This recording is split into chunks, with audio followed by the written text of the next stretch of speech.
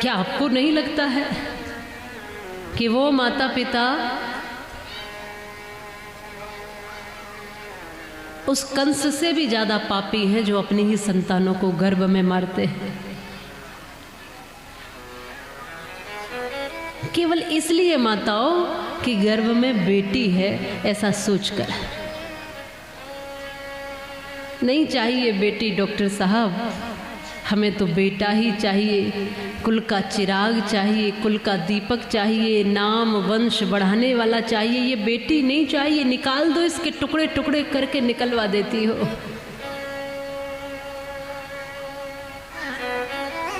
ये हमें स्वर्ग ले जाएगा, बेटा तो स्वर्ग की सीढ़ी चढ़ाएगा। याद रखना, हमें तो ये नहीं पता कि बेटा तुम्हारा स्वर्ग की सीढ़ी चढ़ाएगा कि स्वर्ग ले जाएगा, लेकिन ज़्यादा से ज़्यादा वृद्धाश्रम जरूर पहुंचा देगा। बेटियों को मार करके कौन सा बेटा ऐसा है जो तुम्हें सुख देगा? उस बेटे की अभिलाषा में बेटियों को मारना गलत है। बेटे की अभिलाषा रखना गलत नहीं है, बेटी की अभिलाषा रखना, बेटे की अभिलाषा रखना ये गलत नहीं है, लेकिन बेटे की अभिलाषा में बेटियों का जीवन समाप्त करना ये गलत है। वो छोटे छोटे से टुकड़े करवा करवा के कचरे के डब्बे में फेंकवा देती हो। वो कहती जरूर होगी बेटी एक बार कि माँ मुझे प्यार न देना, माँ मुझे दुलार न देना, मैं बेटी हूँ तुम्हारी, जन्म से पहले मुझे मार न देना। माँ कृपा करना, थोड़ी सी दया करना, थोड़ा रहम करना। इस दुनिया में कोई घर इतना सुरक्षित नहीं है जितना माँ का आंचल ऐसा सोचती है, माँ का गर्भ जितना सुरक्षित है। लेकिन वही माँ जब समाप्त करने को, अपने ही गर्भ को समाप्त करने चले तो मुश्किल है।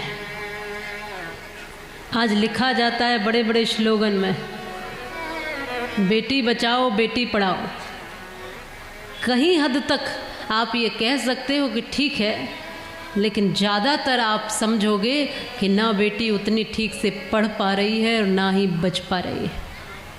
आज पढ़ाए जाते हैं बेटे पर पढ़ जाती हैं बेटियाँ, बोए जाते हैं बेटे पर उग जाती हैं बेटियाँ, एवरेस्ट की चोटी पर चढ़ाए जाते हैं बेटे पर चढ़ जाती हैं बेटियाँ। जिनको छोटा मान के मार देती हो, जिनको किसी मतलब का ना समझ करके कचरे के डब्बे में फेंकवा देती हो, जिन पर इतने अत्याचार करती हो, याद रखना वो बेटियां ओस की बूंद सी होती है बेटियां। जरा भी तुम्हें दर्द हो तो रोती हैं बेटियां, और बेटा तो करेगा एक ही कुल को रोशन, पर दो दो कुलों की लाज को संजोती हैं बेटियां। आपके चेहरे की चिंताओं को, लकीरों को देखकर आपकी भावनाएं समझ लेती हैं बेटियां, आपको पढ़ लेती हैं बेटियां। ये याद रखना, जितने भर भी यहाँ कथा सुन रहे हैं, बेटियां किसी पर बोझ नहीं होती। किसी को लगता है ऐसा कि बेटियां बोझ होती हैं? क्यों माता बोलो, लगता है आपको बेटियां बोझ होती हैं? अगर बेटियां बोझ नहीं होती हैं तो फिर बेटियों को किस अपराध की सजा दी जाती है? वो गर्भ में है तब भी उसको जीवन मिल जाए इसके लिए जूझ रही है। कभी जन्म दे भी दिया तो गर्भ से बाहर आने के बाद तमाम ऐसे लोगों से जूझती है, परिवार की कटुताओं से जूझती है, परिवार में ही भेदभाव से जूझती है, बड़ी होती है तो किसी की कुदृष्टि से जूझती है। पूरे जीवन उसको जूझना ही है। किस अपराध के लिए दंड देते हो? हर समय जब रास्ते पर चलती है तब डरती है, घर में रहती है तो भी डरती है, गर्भ में है तब भी डर रही है। आखिर डर में कब तक जीवन जिएंगी ये बेटियां?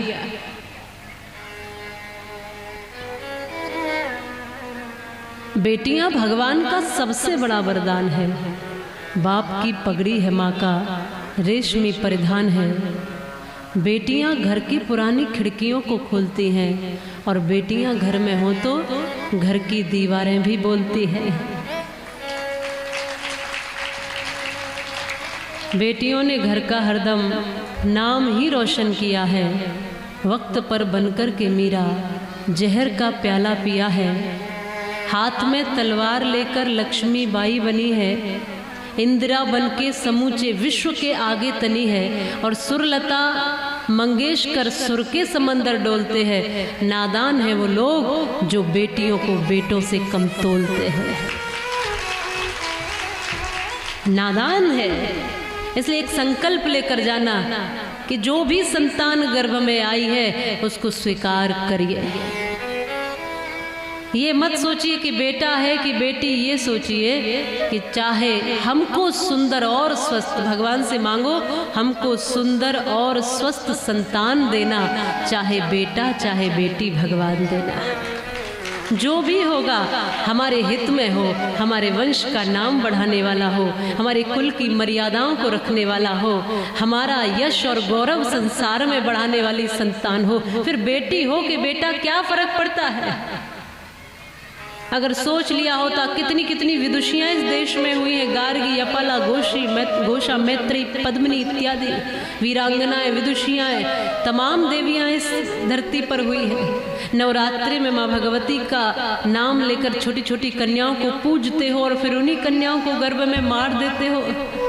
ये दो भक्ति एक साथ थोड़ी चलती है। दो तरह का भाव एक तरफ नहीं चलेगा।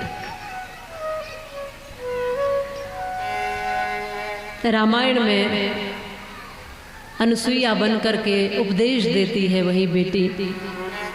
एक ही धर्म एक व्रत नेमा, काय वचन मन पति प्रेमा। अधूरी रह जाती यह सीख यदि अनुसुईया न होती।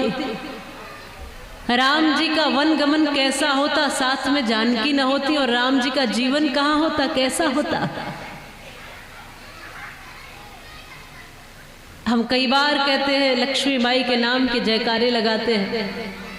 बुंदेले हर बोलों के मुंह, हमने सुनी कहानी थी, खूब लड़ी मर्दानी, वो तो झांसी वाली रानी थी।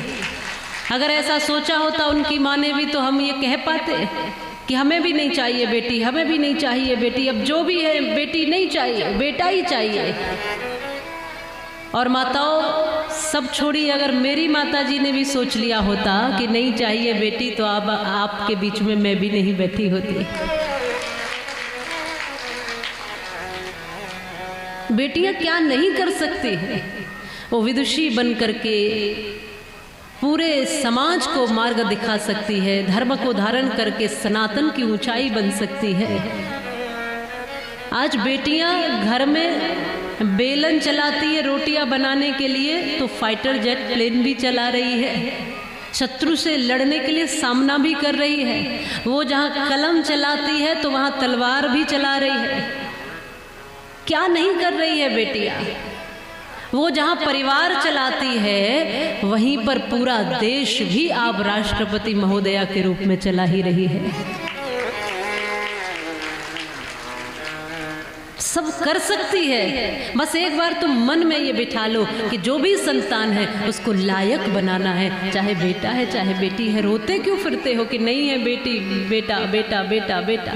जो है फिर बेटे भी आपके सुख देंगे।